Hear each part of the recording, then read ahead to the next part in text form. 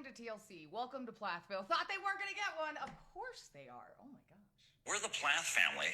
We're 11 people in the family, mom, dad, and 9 children. Welcome to Plathville features another one of the families that just completely restrict their kids from the outside world, complete homeschooling, no TV, never even had a soda until they moved out of their parents' house, that sort of thing. And a lot of times people ask, how does TLC keep finding these families? Okay, so they actually go out and specifically search them out. Like Sister Wives, for example, they went to a meeting where they knew there were going to be a bunch of people that were involved in that sort of thing and started talking to everybody to see who they could make a show out of. This show started November 2019 and is set to come back for their 7th season on July 22nd. Now, just between us, this took a long time because I find these people boring as watching paint dry, so it's really hard to get, really hard. So 7 seasons, I mean, I guess that's an accomplishment. This is Kim and Barry, respectively, the leads of the Plath family, who were married for 24 years until announcing that they were getting divorced in 2022.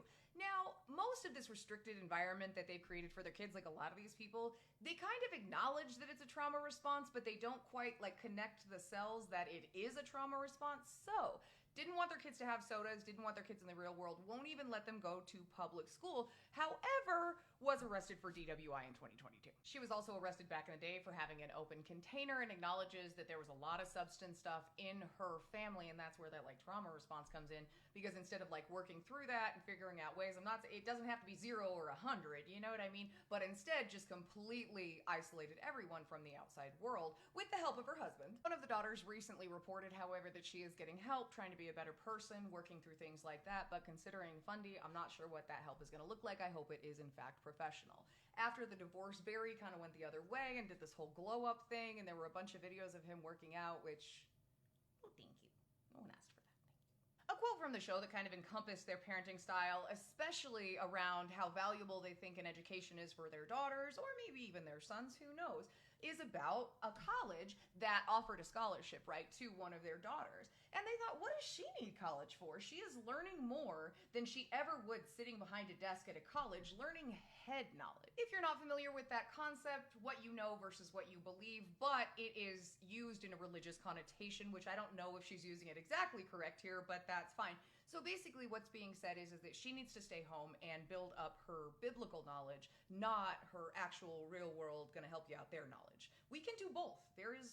That is also an option. But enough about the parents. Let's jump over to Ethan and Olivia. Now, there is a lot going on with that one, so I'm kind of just introducing you to people today. Tomorrow, we're going to go into everything that's going on with that controversy, but I just feel like it's important. It needs its own part in Tithing to TLC. Ethan and Olivia, and you'll be seeing a lot about them in the next video, but in a nutshell, if you want to read ahead, you can go look at Olivia's TikTok. There's some recordings on there that are hard to listen to, but very, very interesting and very clear as to who this person is.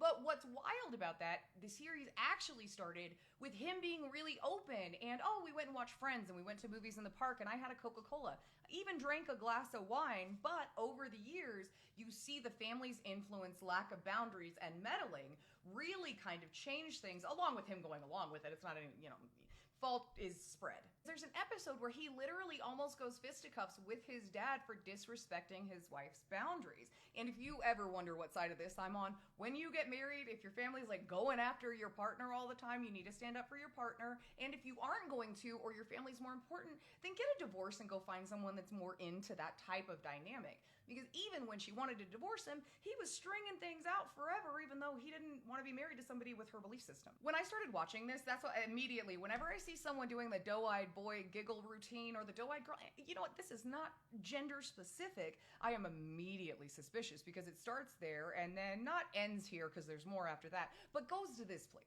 There are roles that a man plays that are different than a woman plays, and roles that a woman plays that are different than a man plays, and that's natural, that's inherent in us. And the whole thing, cooking 3 meals a day, that is one of the only keys to a man's heart. When's the last time you cooked a meal?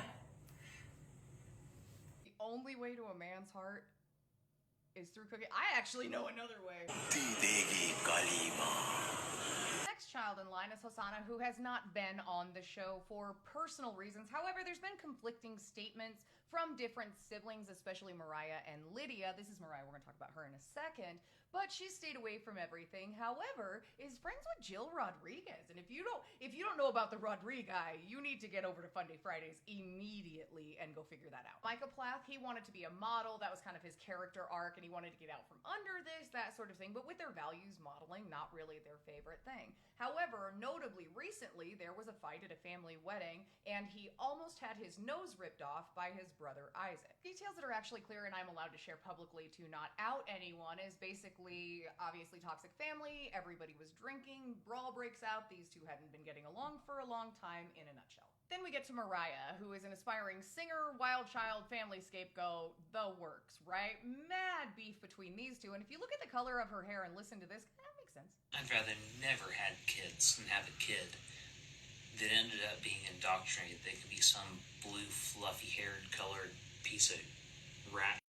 On top of that, recording tomorrow will go into the remaining siblings, including the one who always seemed to be the most parentified, who is waiting to kiss until her wedding day. That's going to be part of this season, that whole thing. But the recording that you're hearing, the one thing is always the blue hair. We got to go with the blue hair. Do you ever think that people might have blue hair because they like the color blue?